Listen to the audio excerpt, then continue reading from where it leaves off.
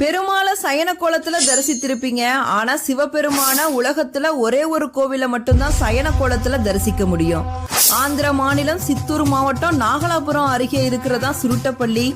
இங்கதான் பள்ளி கொண்டீஸ்வரர் சுவாமி திருக்கோவில் இருக்கு. கடைஞ்சப்ப அதுல வெளிவந்த ஆழகால விஷத்தை சிவபெருமான் உண்ட பிறகு பார்வதி தேவியோட மடியில படுத்து ஓய்வெடுக்கிறாரு. அதனாலதான் இங்க இருக்க சிவபெருமானுக்கு பள்ளி கொண்டீஸ்வரர் அப்படிங்கிற பெயரும் வந்தது. அப்ப சிவபெருமான சுத்தி பிரம்மா, விஷ்ணு, முருகன், முனிவர்கள், தேவர்கள் எல்லாரும் பிரார்த்தனை செய்து இந்த உலகத்தை அனுகிரகம் செய்யணும் அப்படின்னு வேண்டி நிக்கிறாங்க. சிவபெருமான் திரியோதசி திதியில சந்தியா காலத்துல எல்லோருக்கும் அருள் பாலிக்கிறாரு. அந்த காலம்தான் பிரதோஷம் அப்படின்னு பெயர் பெற்றது இந்த ஸ்தலத்தோட பெருமையாகும்.